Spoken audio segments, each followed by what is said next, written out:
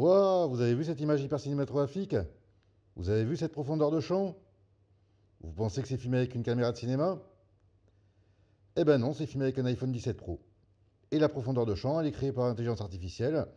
On a fait ça sur DaVinci Resolve avec un nouvel outil dans la version 21.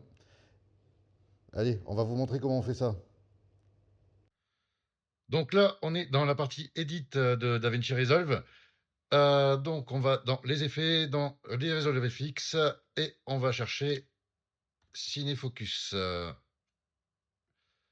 On va placer Cinefocus directement sur le plan. Donc là, c'est un effet qui est très lourd. Donc on va faire l'étalonnage. De toute façon, c'est toujours mieux de faire le montage et l'étalonnage après. Mais là, c'est quand même assez important de faire l'effet avant l'étalonnage. Maintenant, on a plusieurs onglets. On va directement aller dans l'ouverture pour simuler l'ouverture d'un objectif. Donc on va mettre une ouverture à 1,4 pour avoir quelque chose à peu près concordant.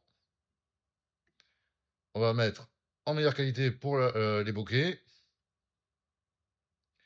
Dans les propriétés de l'objectif, on peut mettre des aberrations chromatiques et mettre un bokeh anamorphique et gérer la taille de l'anamorphisme. Voilà, on va essayer d'avoir des ovales le plus d'ovales possible. Maintenant, on va dans la partie résultat. Là, on peut régler la distance du focus.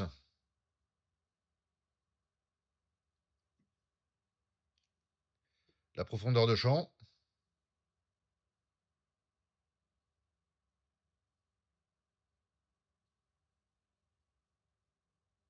Si on va dans profondeur, là, on a le premier plan et le second plan qui sont distancés, donc plus ou moins éclairés.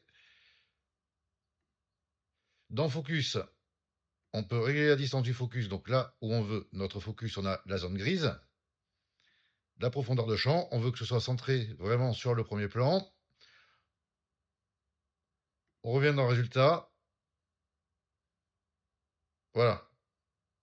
Maintenant, on peut réajuster la taille de notre ouverture.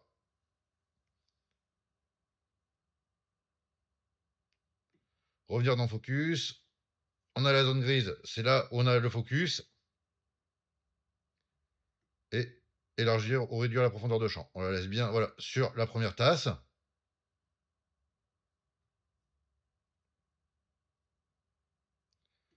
Et on revient dans le résultat pour avoir le résultat.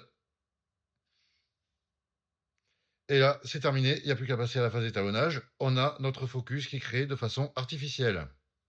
Et vous voyez, il y a même une bascule de focus. Bon, évidemment, quand on fait ça, juste ça émule un objectif cinéma. Ça ne remplacera jamais une vraie optique. Et en plus, ça laisse des artefacts absolument dégueulasses, surtout quand on fait le report de points. C'est juste là pour donner l'illusion d'un objectif sur vos vidéos smartphone. Mais ça ne remplacera jamais un vrai objectif. Merci d'avoir suivi cette vidéo.